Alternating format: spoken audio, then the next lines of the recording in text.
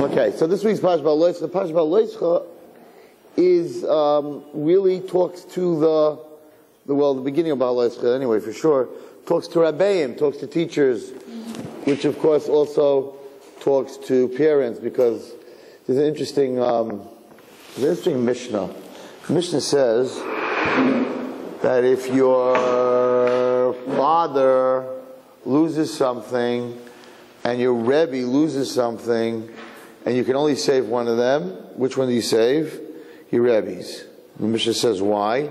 Because your father brings you into this world, and your Rebbe, which is 90 years, 100 years, 120 years, and your Rebbe brings you into the next world, which is forever. And the Mishnah goes on, and the Mishnah says, if your father is captured, and your Rebbe is captured, and you can only save one of their lives, who should you save? So the Mishnah says you have to save your Rebbe. Same reason. Because if your father brought you into the physical world, which is 80 to 120 years, and your Rebbe brought you into the next world forever. So I remember when I was learning this Mishnah, I raised my hand, and I said to the Rebbe, that's a great Mishnah, but Rebbe, I love you. But if my father or you are going to die and I can only save one of you, save my father. Right? So it's a very nice Mishnah, but the bottom line is, it's my father. You're my Rebbe, I love you, but you're not my father. So he didn't answer. Rabbi Horowitz, I don't know how it came up, but I was to see him for something, whatever it is, Rabbi Horowitz, and we were learning this Mishnah, and I said to him, I think I have an answer. And the answer is as follows. But the Mishnah also says, if your father is your Rebbe, then you save your father, because he brought you both into this world to the next world. So I said, I don't think the Mishnah is talking to the son. I think the Mishnah is talking to the father. The Mishnah is saying to the father, listen to me. If your son has a choice to save you or his Rebbe, this is Kolashon. If your father has a choice, if your son has a choice to save you or your Rebbe, the halacha is he has to save his Rebbe, because his Rebbe brought him into this world, and into the other world, into Gan Eden, and you brought him to this world. I said, so the Mishnah is talking to the father and said, don't you ever let that happen. So the father has to become the Rebbe, he has to teach. Father has to teach his son Torah. So when Ba'aloischa is talking about a Rebbe, it's also talking about parents. The chinuch of, what's this? This is also, right? We're taping it twice? All right, that should be sound very, they can hear it in stereo. Right. That's very good. Not in mono. We don't like mono. So what I'm about to speak about in Ba'aloischa, which is talking about being a Rebbe or teaching, has to do with being a parent also, and Bezrat Hashem, whoever's not one in this room will be Emetz Hashem, so we need to know this.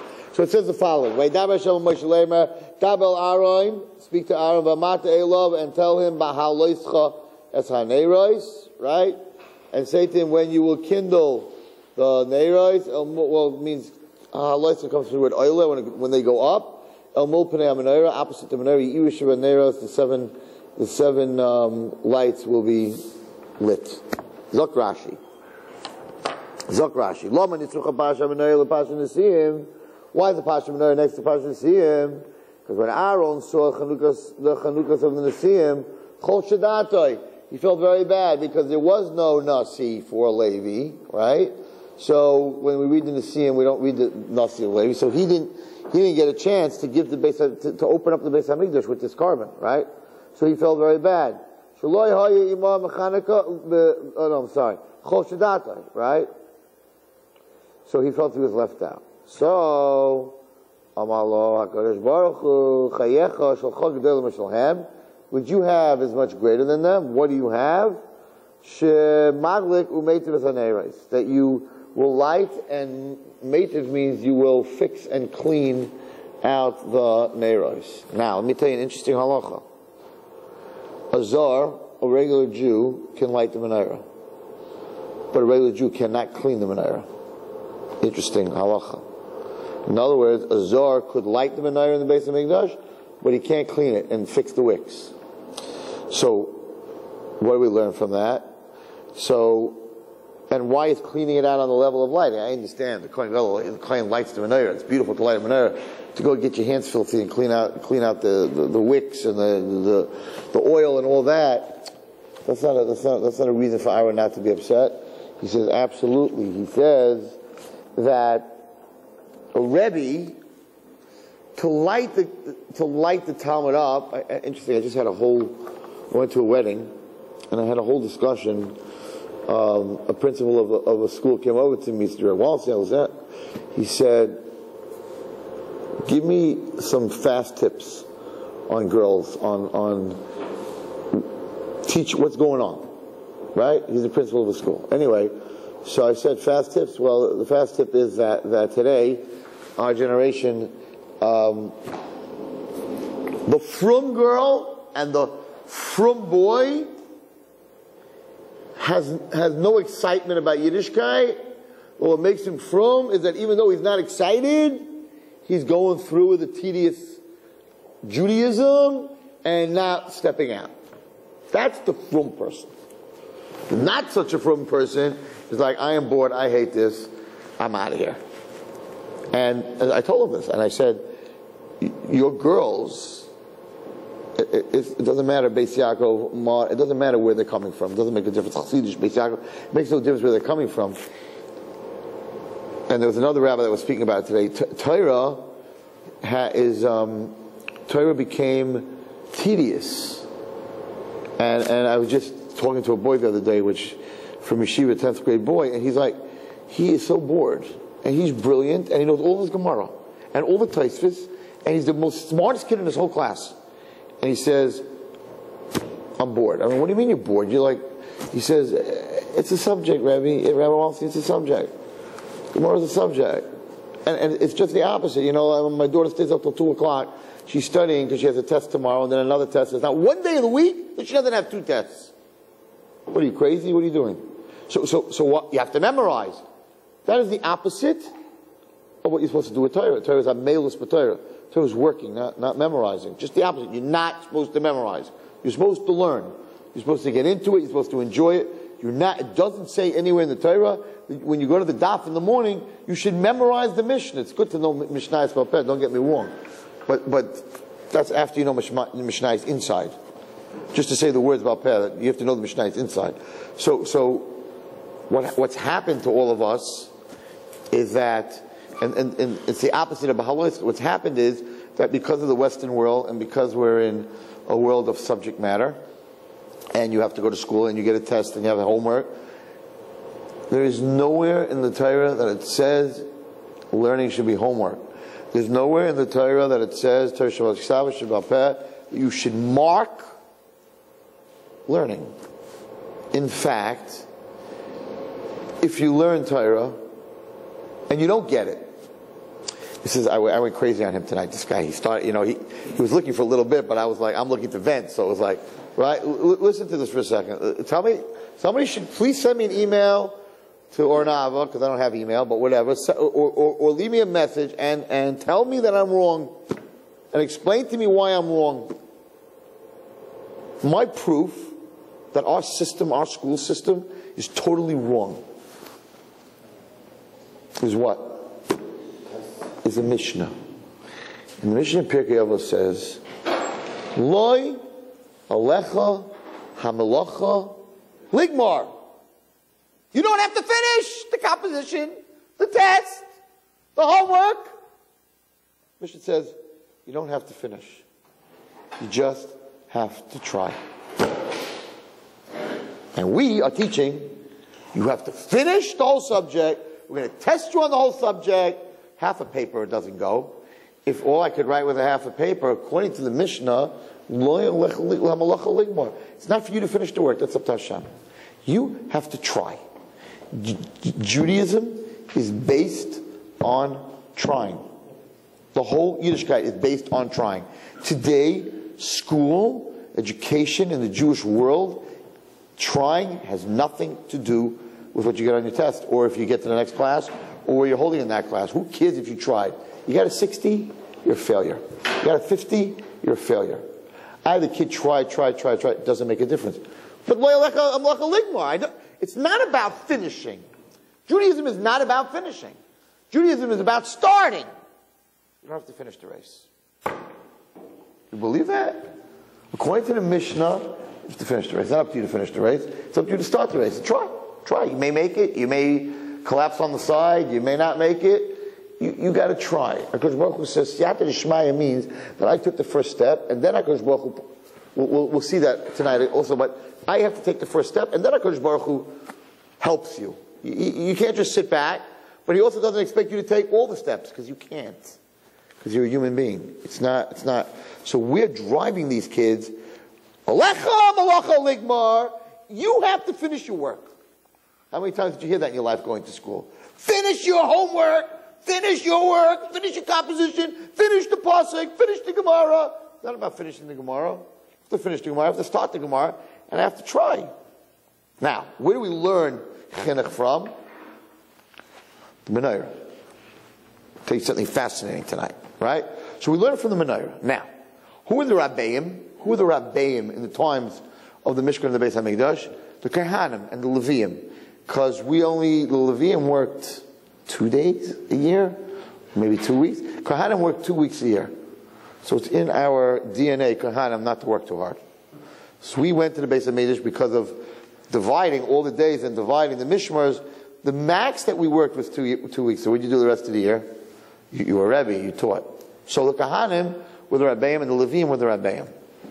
Now Loischa, this Pasha, this week, is teaching us how to teach. Now, the pasuk, Rashi says that when Aaron had Chalisha's das and he felt very bad that he didn't bring the korban of the Nesiim, so HaKadosh Baruch Hu said, "Don't worry." Moshe Rabbeinu told him, "It's going to come a time. There's going to be Chanukah, and Chanukah, right, is going to be forever." So the Nesiim was just when the Beis HaMikdash was in existence. Chanukah is till Mashiach comes. We have the mitzvah of Chanukah. So Aaron HaKohen, don't feel bad. This is just for right now what they have. You going to have forever. Now, what's the halacha in Chanukah? It's machlokes. Machlokes is as follows. If you light a candle, machlokes hadlaka ois mitzvah or hanacha ois mitzvah. What does hadlaka ois mitzvah mean? Hadlaka ois mitzvah means I have enough oil in my candle to last for half an hour. When I light the menorah, right, it can last for half an hour. Now, let's say I light it and my grandson, right, walks over 2 minutes in and blows it out. Was I mekayim the mitzvah? And the answer is yes, according to hadlaka ois mitzvah. Because when I lit it, it had the potential to last a half an hour. Something happened in between that knocked it out. Hanacha ois mitzvah is the opposite. Let's say it didn't have a half an hour in it. It had 10 minutes in it. I lit it, and then I added 20 minutes of oil. Right? So when I first lit it, it could not work. I lit it on the floor. It's not kosher. And then I took it and I put it on the table where it is kosher, and it stayed there for a half an hour. If hadlaka ois mitzvah, lighting makes the mitzvah, when I lit it, was it kosher? No. So I can put it on the table all I want. It's not kosher. If hanacha ois mitzvah means, when I lit it wasn't good, who cares when you lit it? As long as it was in a good place for half an hour, that's good. It's a machlokes. How do we pass in the halacha? We pass in the halacha hadlaka ois mitzvah. That as long, when you lit that menorah, it had a half an hour, it had the potential of a half an hour.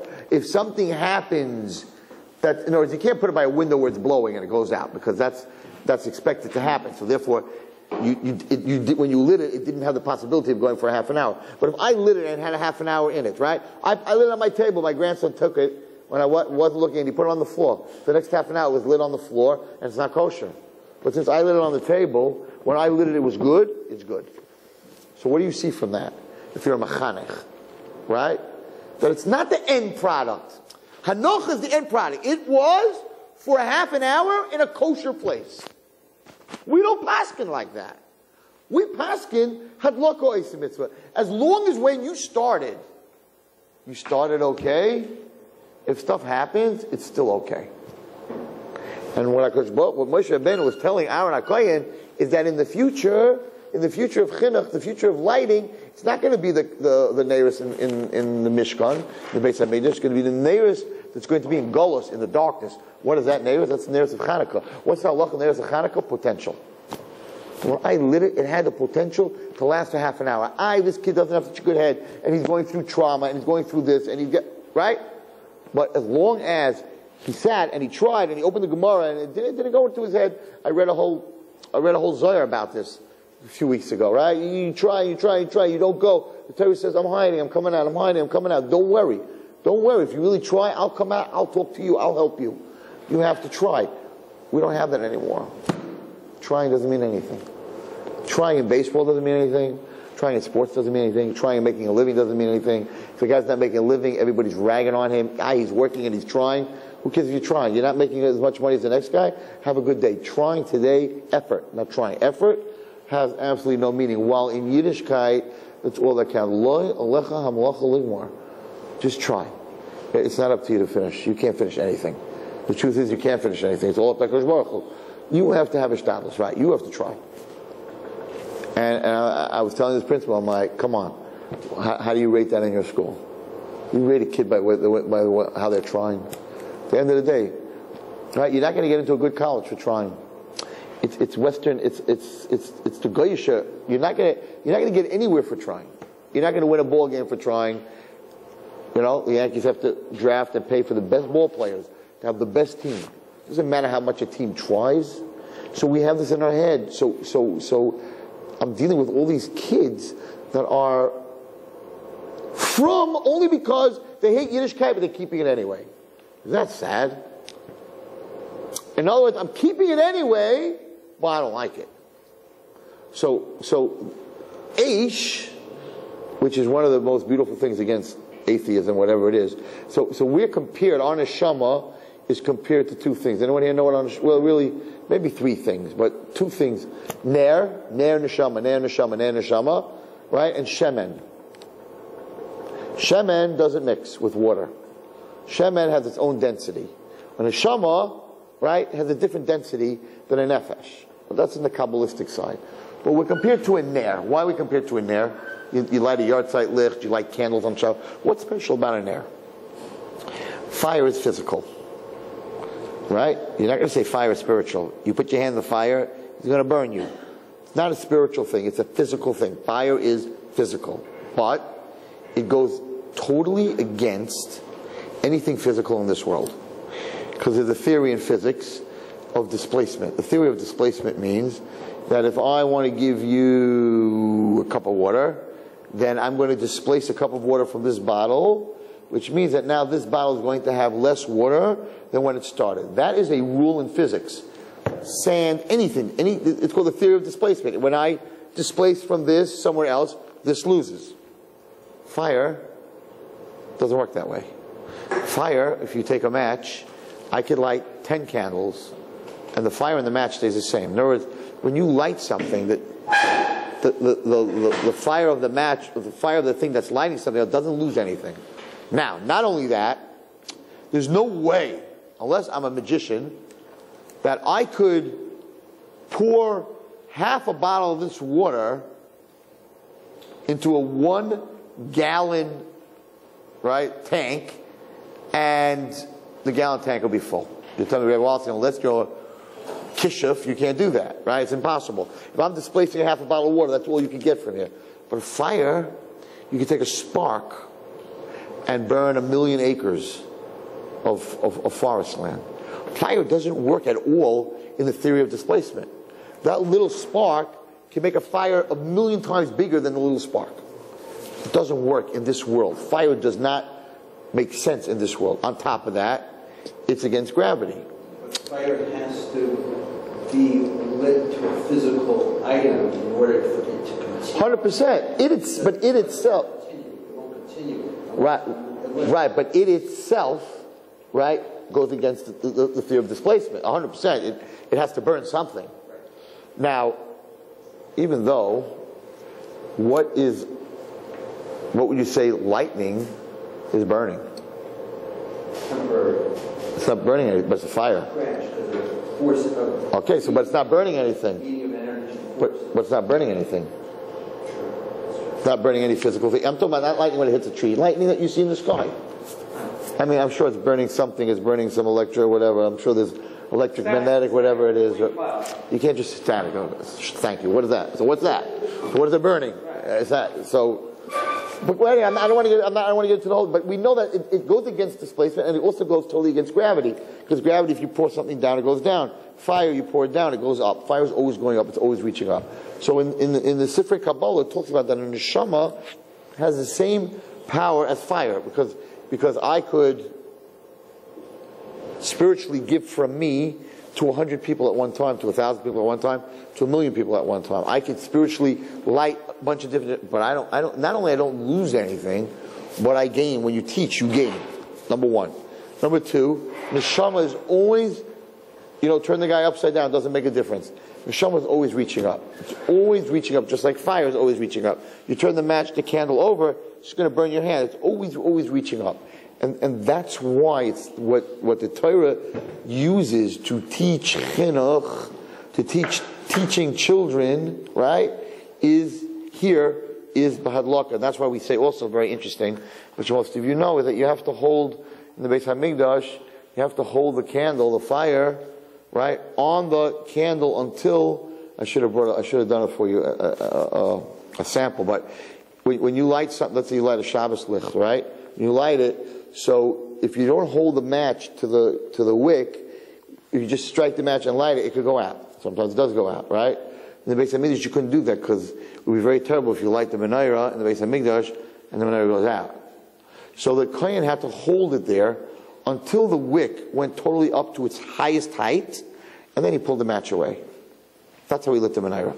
So we say that when you teach children, you have a Talmud and you just give them a good word and okay, bye, I'm not answering your phones anymore, right? So that's not good enough. You have to take them down to the chuppah. You have to take them down, through life. You can't just turn them on. You have to hold the candle until the person himself is lit. And I heard something fascinating this week about fire.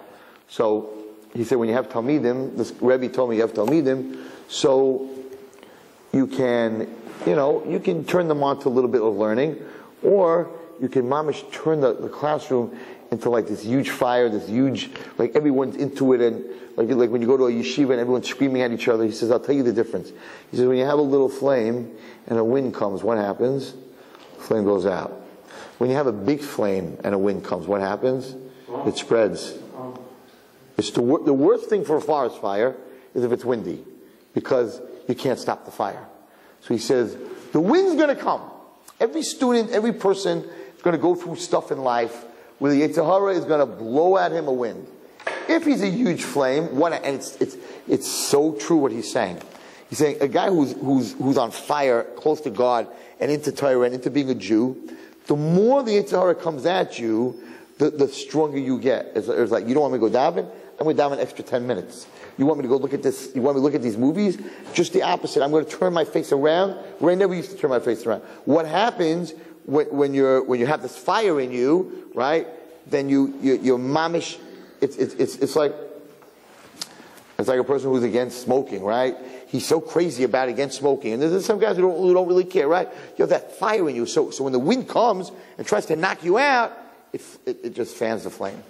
He says, but if you just teach your children, or you teach your Talmidim, a little bit, learn a little bit. He says, then the first movie, the first DVD, the first iPhone, the first garbage, the first internet that comes along, he's gone. So he says, you have to make sure that when you teach somebody that I'm guilty as much as anyone else, that you don't just start the fire, but it's very hard. It's hard today to be a Rebbe and to stick with it, because it takes a lot, and you have Talmidim and they need you, and your family needs you, and everybody's calling you, and it's hard, and people get very hurt and very insulted, and they're like, I've been told, why'd you got me started and you walked away. So really the pasuk's telling us that's not what you should be doing. Maybe you should have less Talmidim and just stick with them. And that's what Rashi's saying. Rashi's saying is you got it with your kids also. It's very nice to be a parent, and once in a while it doesn't work though, because the wind comes and all of a sudden they're on the streets. You gotta stick with them until they're old enough to, they say in Chinese, don't bring your kids fish, teach them how to fish. Because if you're going to bring them fish, after a while you won't be able to bring them fish anymore. They're going to starve. If you teach them how to fish, then they'll never need you. They'll be able to fish on their own. In Torah, which is also a thing that we need to work on, memorization, and just remember the Gemara and just learn it.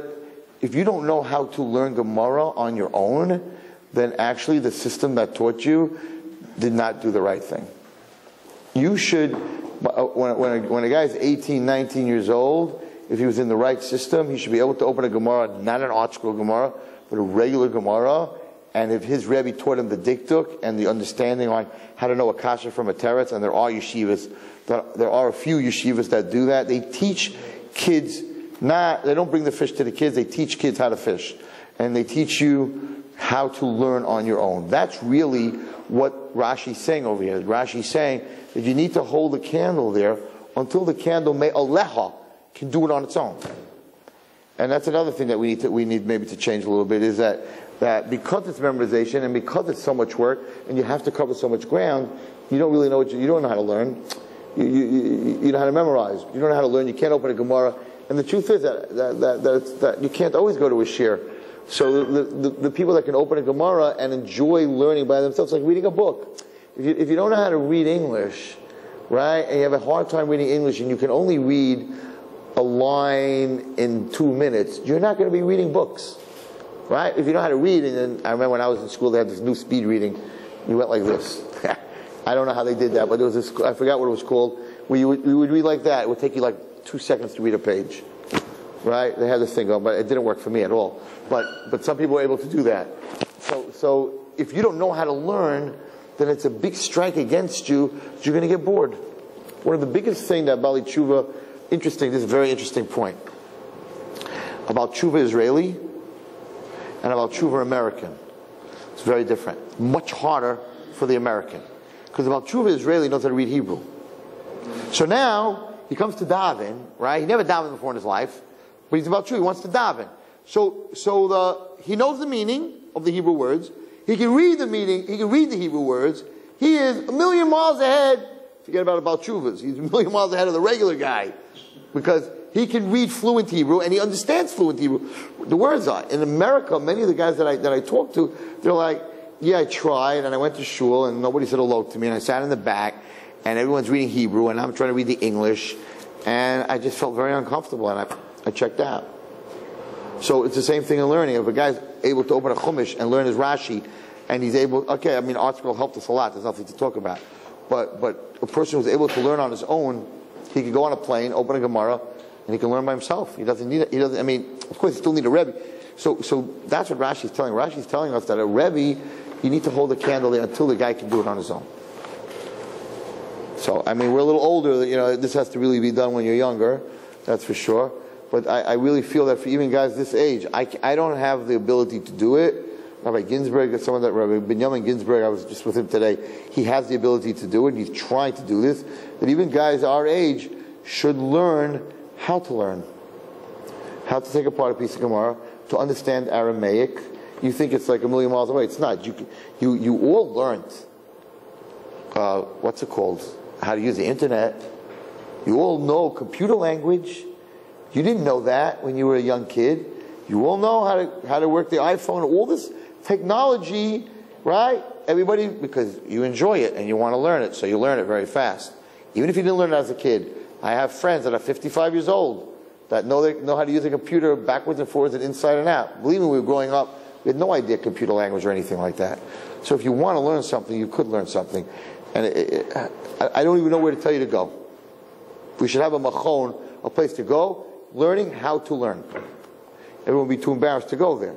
But Lamaisa, that's what he's saying over here. He's saying that a Rebbe should give the koyach to his students, a father should give the koyach to his children, how to learn. He should stay with the candle to make sure that it doesn't go out.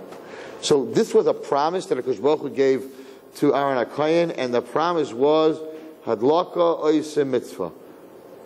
You don't have to finish the job, but you have to, when you're putting in the energy, it has to have the potential to learn, to grow, to be from, to do what you have to do. You have to have the potential. You can't walk in with, oh, I can't do this. You have to believe that you can do it. If a wind comes and blows it out, you get another chance, and another chance. There's a crazy story in the Ahavas Chaim about another chance. Crazy story. He brings it down. I haven't said a story from the Ahavas Chaim. Wow. Very, very long time. I don't think anyone here ever heard this story. It's a Ma'aseh Neira about a second chance. He says the following. He says, so there's a din of the Torah, Abba Mises Bezdin, right? Abba Mises Bezdin is chenek, choking, hereg, getting your head chopped off, sreifa, when they pour hot lead down your throat, and skila. Four dinim. Now we don't have this today, even though we do have it today. But we don't have it today, but we do have it today. We don't have Bezdin doing it, but Hashem, everything, I was just telling a girl this week, everything is b'cheshbon, everything has a cheshbon, everything HaKadosh Baruch Hu does a cheshbon. You can't get away with nothing, right? On the other hand, you get everything you do right gets rewarded, but everything you do wrong, you're not getting away with it. You got to do tshuva. She says an unbelievable story here.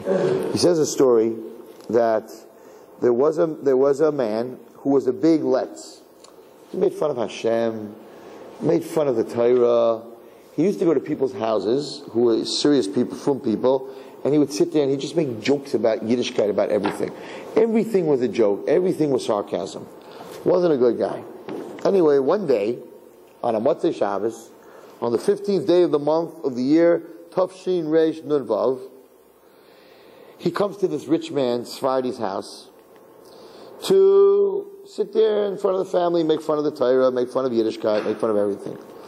And they sit down, and the rich man gives him to eat, and he takes a piece of fish, and there's a bone in the piece of fish, gets stuck in his mouth, gets stuck in his throat, and kasha'achas chitikas hadog, v'nechnak umeis, he chokes and he dies.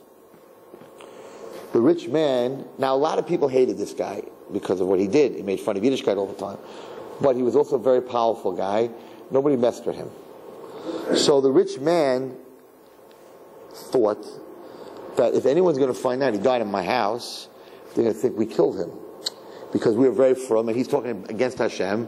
So everyone's going to think, oh, they murdered him, right? And we're all going to get into trouble. So he didn't know what to do. So he said, I know what I'm going to do. This is what he did. So next door to them lived a doctor. And he lived on the second floor, this doctor. So they carry the body, it's a crazy story. They carry the body up the steps to the doctor's house. And they lean it against the doctor's door. And they knock on the door and run away to make believe the guy's coming and he's sick. Right? And he died by the doctor. Let the doctor take the hit, right? He went to the doctor and he had a heart attack. He died by the doctor. So they put him by the door and they knock on the door. Ubarchu. They run. V'ozrus hameis. And they leave him there leaning on the door. When the doctor opens up the door, he's thinking, this guy's alive. He says to this body, not knowing because it's in the middle of the night, what do you want? Because it was dark, the doctor trips over the foot of the dead man, not knowing that he's dead. And they both roll down the 2 flights of steps.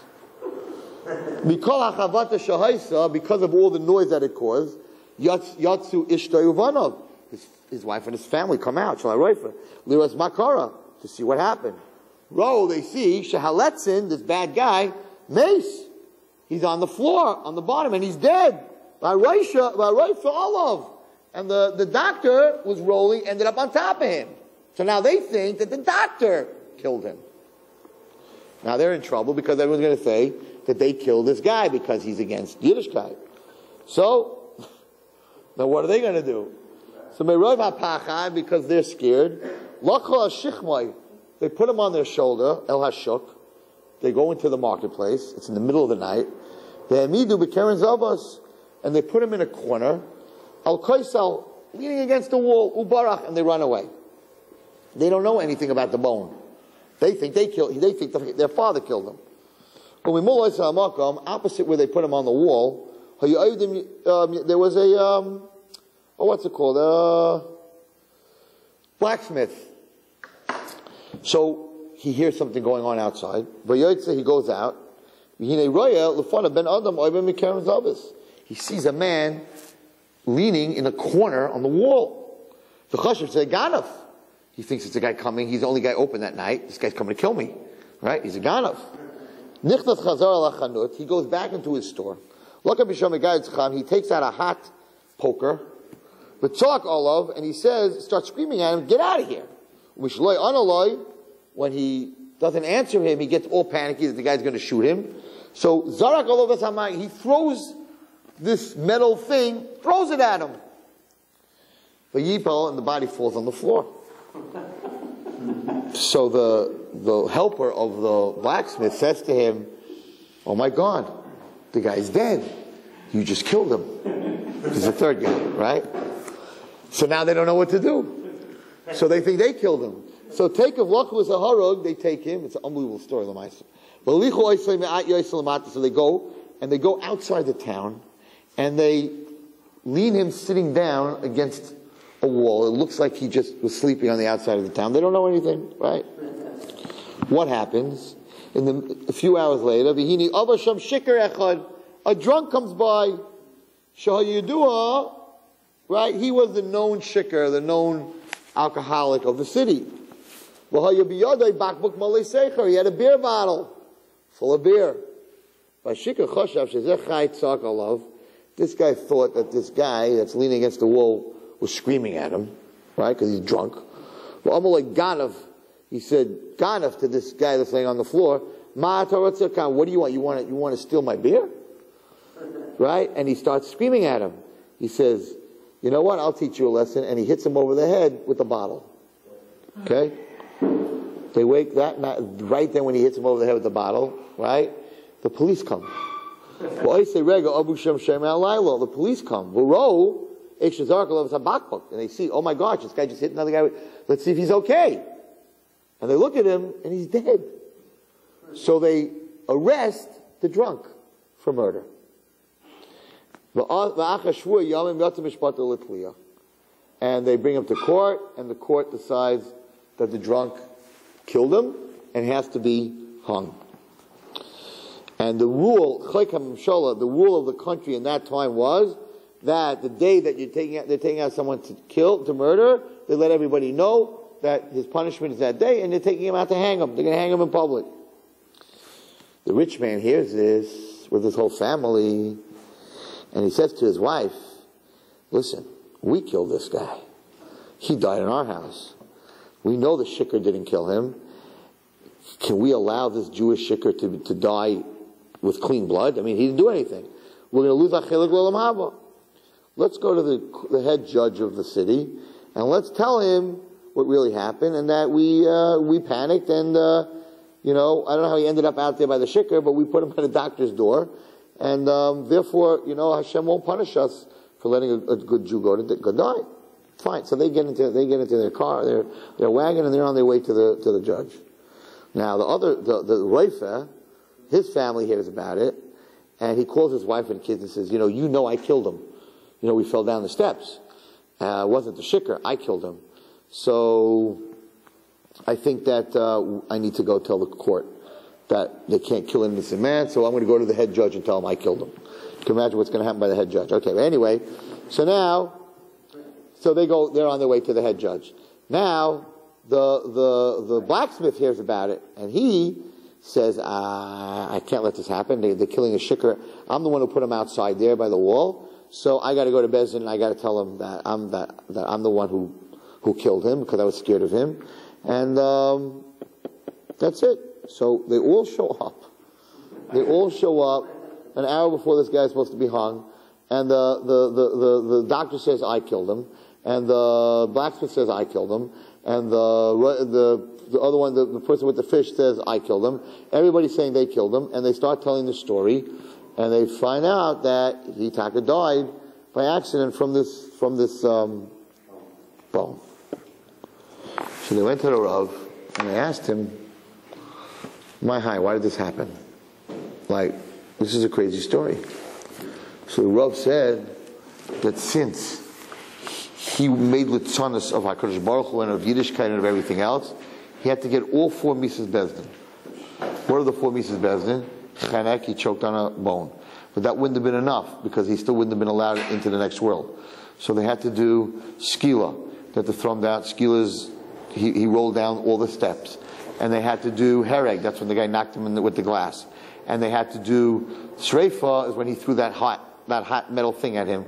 So even though he was a dead body, but he already choked, but the body itself had to go through Arba Mises Bezdin. Crazy story. Not over. So his son, this man's son, knew what his father did, and knew that his father was not a good man. So every single year, he says he was 8 years old when his father died, when that happened to him. He says for 10 years, he made a minyan in his house by his father's yard site, mincha arvis, and a little musar, right? And they said kaddish and hashkava, whatever that is. And in the 10th year, they didn't have a minyan. There were only 9 people. So they couldn't find a 10th person. So this boy, the son of this man, he went to the shuk to find the 10th person.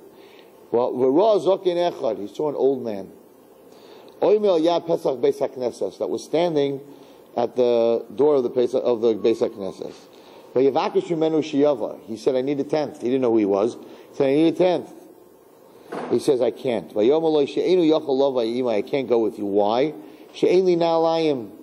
I don't have shoes. And my feet are full of dirt, tar, mud. He said, I can't go with you. I'm embarrassed to go between the people. So this boy says, not knowing who this man is, come to my house. I have hot water. I'll wash your feet. I'll give you shoes and new socks. New socks. I can't go. He says, because the clothing that I'm wearing is filthy and dirty and full of lice.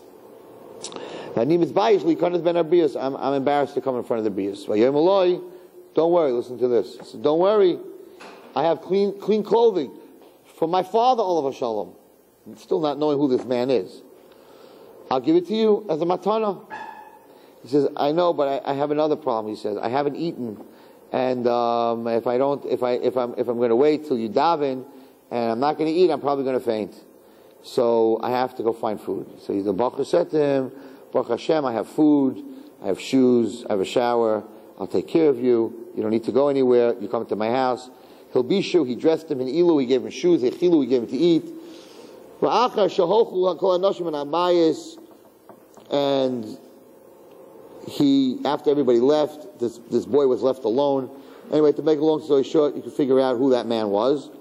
And he says that he left, and his mother told him to go to sleep. Instead, he learned Mishnayos the whole night. When he fell asleep, his father came to him in a dream from the other world.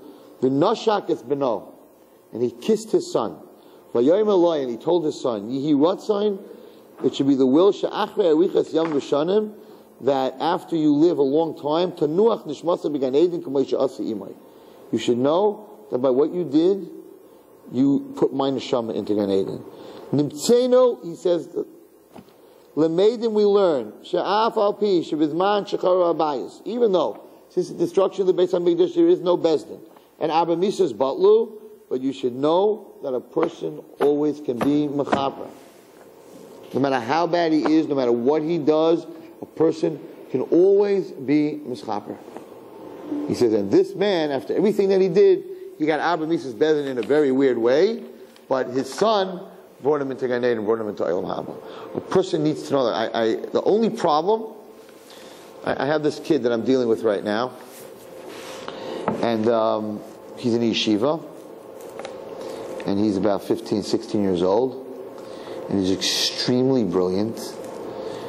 He's the best kid in his class in learning, but he's also extremely brilliant in technology. And he's the man, because he can break any filter on any computer. He can break into anybody's Facebook. He is one of these geek geniuses. He's not a geek though. That he can get Wi-Fi under the ocean. He can do anything. And in yeshiva, he is now the man. Because guys come to him, and he can, I don't know exactly how codes work in phones or whatever it is. He gets past the codes, he can break the codes, he can make phones do things that you're supposed to pay for, and he doesn't have to pay for. And he can get around, these kids parents have, filters, he gets around all that. And he's in big trouble because yeshiva found out. And they want him out. But on the other side, he's the best kid in his class as far as learning is concerned. So they feel, you have a kid here who could be the next Gal Hadar, how can you throw him out? But on the other hand, he's a Mahdi. So they sent him to me. And I sat down with him. And I'll tell you what I told him. I said, listen, did you watch movies? Did you have internet? Did you able to do all this stuff? It's your Aveira, it's between you and Hashem. And one day, like most guys, you're going to get normal, and you're going to stand in front of Hashem, and you're going to say, I messed up, and forgive me, and Hashem will forgive you. But you're a Mahdi. Every kid that has ever seen a dirty movie, because you broke the filter, or you got him DVDs from Wi-Fi, from wherever you got it, any guy that you caused to do an Aveira, you can never be forgiven. Because a Mahdi, you can ask forgiveness for Averas I do, but I can't ask for forgiveness for Averas that I make you do. So I said to him, Mishugana, what are you, nuts? It's one thing you're having a good time. You do tshuva, whatever, you burn for your own Aveira. I said, you don't know when you give a guy a movie, when you break a code, every Aveira that he does is your Aveira. The something's getting two for the price of one. The guy who does the Aveira, getting the Aveira, and the Mahdi's doing it. The guy who says, get into the car, let's go to the movies, get into the car, let's go to the party. Oh, here's a what's it called, a text message, from a boy, and the girl, and it's such a big mistake. I'll give you an example. So a lot of the stuff that's going on in teenagers, right, where it's girl, boys, and they're talking to each other, 8th grade today. I'm dealing with 8th grade today. 8th grade. 8th grade. 8th grade girl dealing with a 10th grade boy. She's a baby. Besides, you throw the guy in jail, but she's a baby. 8th grade, 7th, 8th grade. They're talking to boys, right? It's not normal. It's going to start in pre-1A soon, right? We're going to have Gan separated. No guys and girls together in Gan. You're 2 years old, we have to separate you. It's crazy what's going on today. But whoever's listening here should just understand this, especially if you're a Mahdi. So no one knows other person's personality, right? I spoke a lot about when I used to gamble. The first time I went to gamble, the guy that took me could go gamble every single day. He spends $500. He will never spend more than $500. He doesn't have that personality. So when he introduced me to gambling, he didn't know my personality. He said, Zach, come with me, let's go to the casino. Yeah, okay. I knew nothing about cards. I never played cards in my life. I never saw cards in my life. I didn't know what a casino was. I didn't know what chips was. He was going to be my friend. He's going to show me what a casino looks like. Now, this guy didn't have that addiction personality, addictive, impulsive personality. So he was very, come Zach, well, watch me play. I watched him play the first time. I didn't play. He was playing $5, whatever it was. I watched him, I'll try this also. But I have an addictive personality. And I have an impulsive personality. And I had to fight an addiction for 20 years. Because that Meshugana had to introduce me to this game. Now, he didn't introduce me to become an addict, to have an addiction. He introduced me just to be like him. Yeah, we'll go in once in a year, or twice in a year. But you don't know what the other person is. So I'm telling this to this boy. And I'm like, you may be able to watch a movie and turn it off. You may be able to go on the internet and turn it off. But the guy that you're being a Mahdi, he could lose all his Yiddishkeit. He could end up marrying a guy one day because of you. How could you take such a chance? You don't know his personality. You don't have the same personality. So some people are like, big deal, I took her to a movie. Right. And since then, she's watching 4 movies a night. She's not you where you watch a movie a week. I'm not saying that that's right. So you don't know the other person's personality. When you introduce him to a negative trait, you could be killing him. You yourself, for me it's nothing. Yeah, for you it's nothing. But for me it's something. A cigarette, for you don't need it. But for other people, it's addictive. A drink, for you, maybe nothing. And this guy is 17 years old.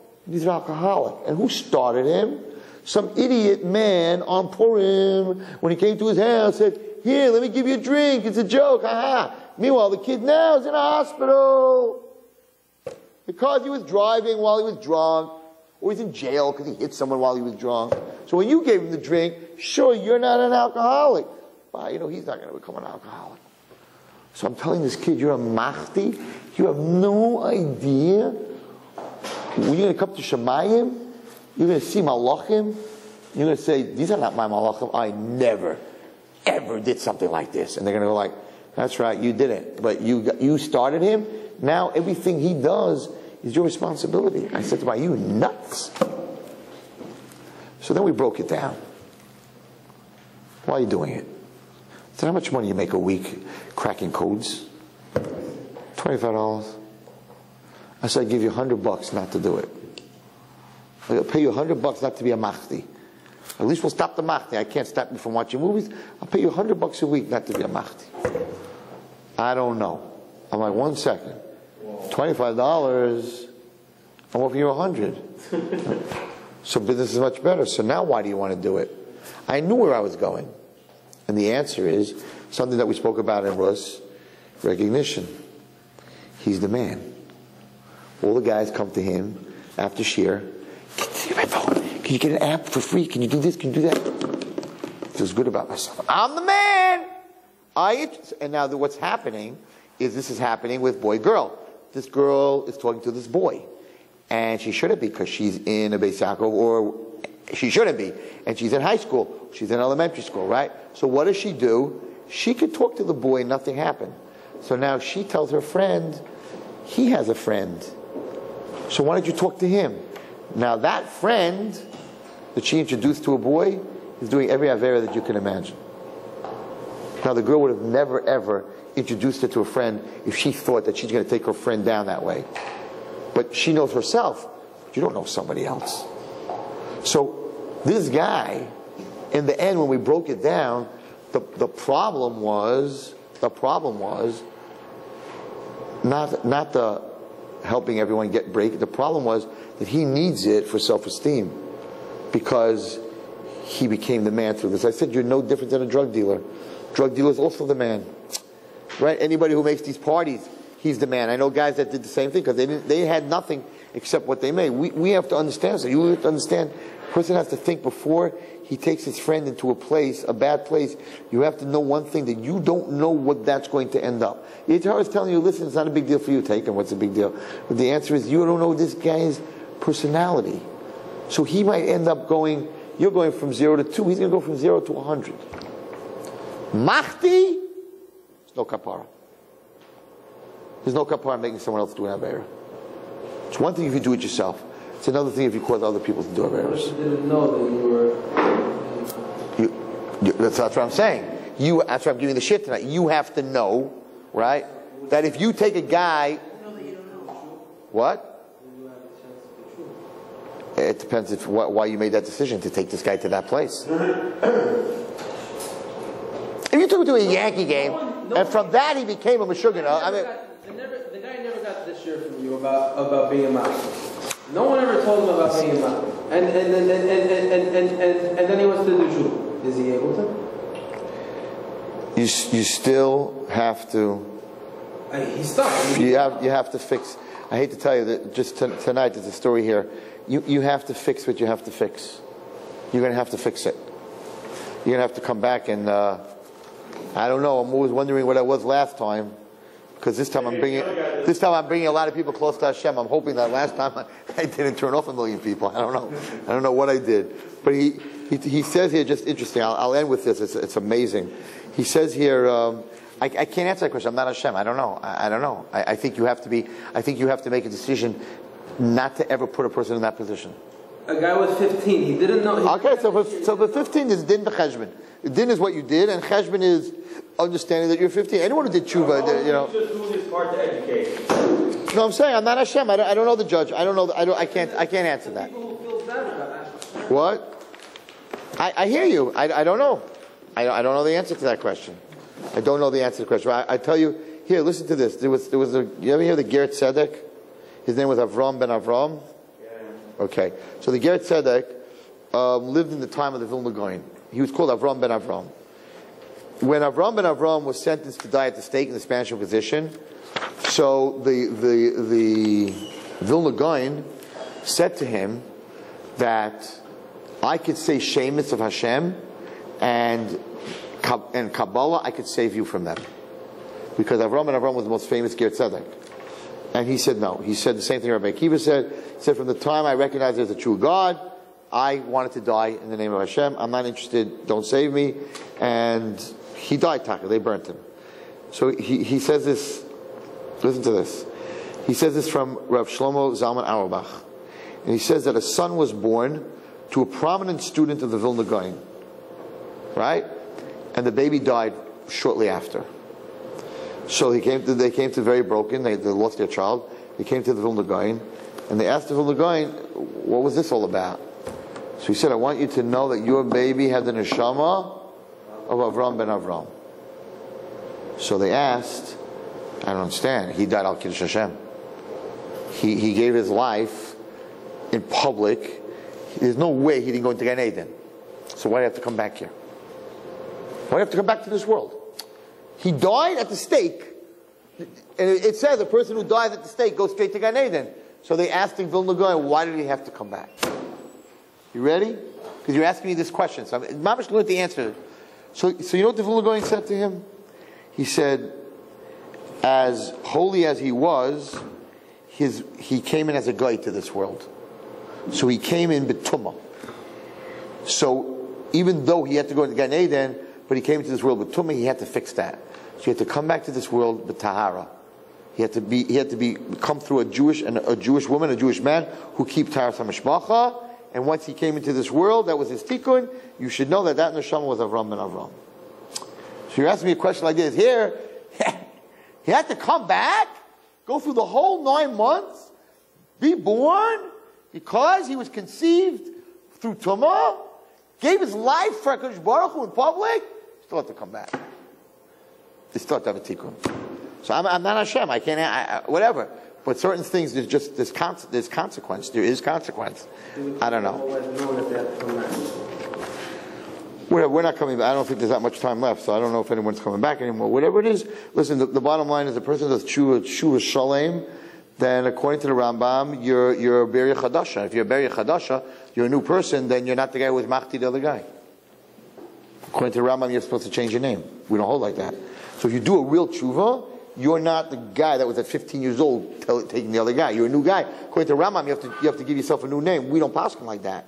But the Zohar says you become a Beria Chadasha. HaKadosh Baruch Hu created tshuva. It was the greatest present he ever gave us, and it's going to be the biggest punishment that a person ever gets. Not a punishment. It's going to be the worst pain that he ever had in his life, because HaKadosh Baruch Hu created tshuva.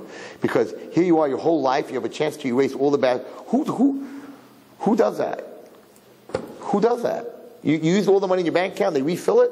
So God had to create tshuva before the world, because it's not din. It's not fair to the other side. It's not fair to the bad side. You did something bad, you should pay for it. God said, no, you don't have to pay for it. You do tshuva, you don't have to pay for it. It's not fair. They're right. You did something bad, you got to pay. No. Before Hashem created the world, because He loves us so much, He created tshuva. That you could go back in time to when you're 15 years old, and you told that guy to go to the movie, and the way they're going to show it in Shemayim, you told the guy to go to the Beis Medrash. And the HR is going to be jumping up and down.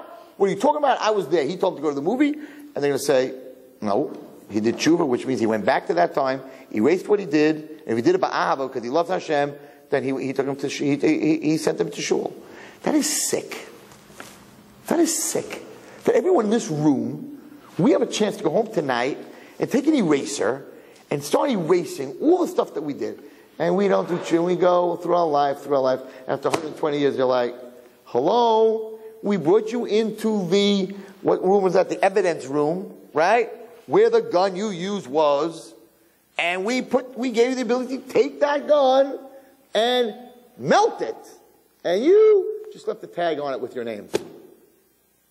That's why HaKadosh Baruch Hu created tshuva. And it's the biggest pain, because you come to the next rule and you're like, I have the eraser in my hand. And I didn't use it. So that's something that people have to think. That wasn't my subject tonight, but that you're asking me that question. You see here, you have to come back, but you asked me that question, and the answer is, yeah, you could get rid of it, the mahdi, because that's not me. That wasn't me. How am I proving that wasn't me? Because now that I'm who I am, and I'm doing tshuva, and I'm saying I'm not happy with that guy, means I don't want to be that guy. I'm not that guy. Because again, we do this every Yom Kippur, because we live in the world in Shemayim is a world of no time. So in the world of no time, I could go back in the world of no time, because it's all the same thing, and change what I did. And it's just a terrible thing that most people, we don't have time to think. And we don't spend time with ourselves. We spend time with all our machines. So we don't spend time to figure out, to go back into our past and start erasing the stuff that we did. It's a Meidika Matana. The Chafetz Chaim says it every single night. He did a Cheshbon HaNefesh. If you're going to try to figure out what you did I'm going to try to figure out what I did wrong the last 56 years. I'm not going to come up with everything. But if you did every night a Cheshbon HaNefesh, what I did wrong today, I did whatever, I was supposed to do this or that, then, and you do tshuva. He did tshuva every night before he went to sleep. He sent his neshama to Shemayim, erased from all the bad stuff. That's a koyach that all of us have. So I just want to end with a very beautiful story, Taka, from Rav Shach on how to teach children. And he says, he has a lot of different stories about him, but I want to tell you a story about a student. He says that Rav Shach once entered the Beis Medrash of the Panovich Yeshiva, and he told the Bachrim that he had forgotten a certain Rekiva Eger, but he knows that there's one Bachar that's his thing is Rekiva Eger. I want you to find him. I need, maybe he'll know where it is. So they found him. Rav Shach went to see him, and he asked him, "Do you remember this Rabbi Akiva Eger?" So the Bachar was surprised. The Rosh Hashiva forgotten a chiddush like that, and he was very surprised that the Rosh Hashiva asked him for this answer. But he told Rav Shach, "Yeah, the chiddush is in here and here, in this Masechta, whatever it is." Okay, so Rav Shach said, "Show it to me." He said, "Show it to me."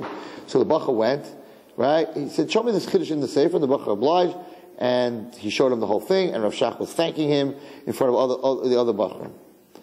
So, Brother Rabbein, who saw this, went to Rav Shach and said, "Rebbe, I think the Rebbe knows that Rekiva Eger. Why'd you do that?" That's what he said. They were dick. He says, this Bachar, was about to become engaged. He had come to me for a bracha about the girl.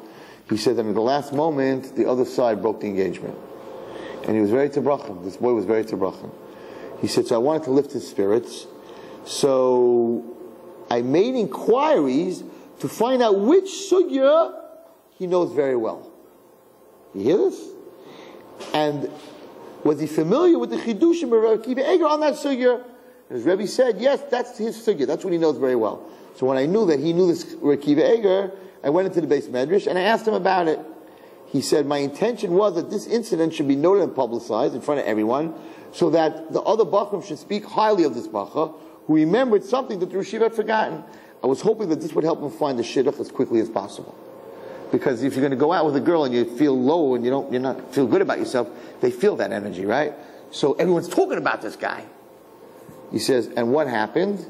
The Bachar gained so much acclaim as a result of this incident, within 2 weeks, he found his kala. Rav Shach. Going all the way down in order to give this guy self-confidence. Found out what Masechta, what Rav Akiva Eger, in front of everyone, embarrassed himself, made believe he didn't know anything, in order to teach a Bachar. Sometimes a Rebbe, right, has to be able to see that, and he has to understand. That's what this boy, and I call his Rebbe, this guy that I'm dealing with, he just wants recognition. So if he's going to get bad recognition from doing bad things, he'll do that. But if he gets recognition, right, that he's the smartest kid in the class, and that I told the Rebbe, I hope he doesn't listen to the share, right? I said, he's a 10th grader, get him to tutor a 9th grader. Come on, you're the best guy in the Gemara, you can help this kid. I said, I promise you he'll be finished with all this garbage. I won't have to fight with him anymore, because he's going to feel good about himself. Just telling him, you know the Gemara the best, he's okay, thank you very much, and then what? Have him learn with someone, right, where he feels, I'm helping someone. Recognition can come from, I'm hurting someone, right, I'm giving them all this garbage, or I'm helping someone, same recognition. In fact, helping someone at the end of the day feels better. So give this kid, right? I told her, I hope he doesn't hear this, right? Give this kid a kid in 9th grade to learn with. If you give a kid to learn with in 9th grade, he's going to feel good about himself. He's going to have shock. Once he feels good about himself, he's going to feel very bad about the bad stuff that he's doing. And that's what Rus, which we spoke about. That's what Rus said. The godless of Boaz, who I hold was the Rebbe of all Rebbes by calling her Biti, not Balchuva, but Biti, my daughter. The godless of him was Hikirani. He gave her recognition. You give somebody recognition, they don't need to do negative things. I mean, I've been speaking about this a lot. The girl, I was dealing with this girl, in the first girl that I ever dealt with that was totally anti everything, and she cursed me and God and everything. And you know the story, I've told you, and I told her that at least you believe in God, whatever it is. But what happened was she had this tongue ring that made me crazy. She had all these piercings, but I could not get that tongue ring out of her mouth. I offered her $500. And she needed money. $500. I took out 5 crisp $100 bills. I said, here's $500, give me your tongue ring. It hurts you, it gets infected. Imagine when it's cold, it must be cold, and when it's hot, it must be burning, right? You don't like that thing. She said, I can't give it to you. I'm like, why? She says, because it's me. That's me. That little thing. I said, that little metal thing in your tongue, that's you? She goes, that's me. Everywhere I go, it's just true. Every time she came to my house for Shabbos, my kids are like, what is that, right? Because that's her recognition. She's talking and you see this thing bobbing up and down. You're like, what's going on over here, right? So that's her recognition. So you can't take that away from someone. This is who I am. So I offered her $500 cash, which was like $1 million to her. No, because I'm not going to lose who I am. I'm going to take that out. No one's going to look at me. No one's going to give me any attention. I'm not different. To be different, to get recognition, we will give up anything, even $500. So what happens? I met her Tisha B'Av night, Simchas Torah. We're by Rabbi Weinfeld Shul, and that thing is really bothering me. And I'm like, we walk out, we're finished, we're on our way home. And I said, I'll call her Miriam. Her name's not Miriam. I'm like, Miriam, I'll make you a deal. Yeah? I'm like, you give me your tongue ring, I put it in my towels bag. I'll pierce my towels bag, and I will look at that ring every day. And I will think of, first of all, she came very far from Tisha B'Av till then. I will think about your potential and you and everything you're going through. She goes, no, you won't. You're not going to put that in your towels bag. I said, I will put that in my towels bag. I will show it to you after Yom Tov because you can't make it on Yom Tov. She said, you promise? I'm like, I promise. She said, close your eyes. I said, no. She said, no, close your eyes and put out your hand. I knew what was going to happen. I put out my hand. She dropped it in. $500. She wouldn't do it. $1,000. She wouldn't do it. She wouldn't do it. She just wanted recognition. Rabbi Wallerstein, you're willing to put it in your towels bag and look at it every day? Take it. I don't need it anymore. That's all we want. That's all a child wants. Is that his parents, his mother and his father should recognize him. Special. The word is special because if I'm like everyone else, then I got to do a piercing and I got to put on jeans and I got to be on my telephone on Shabbos.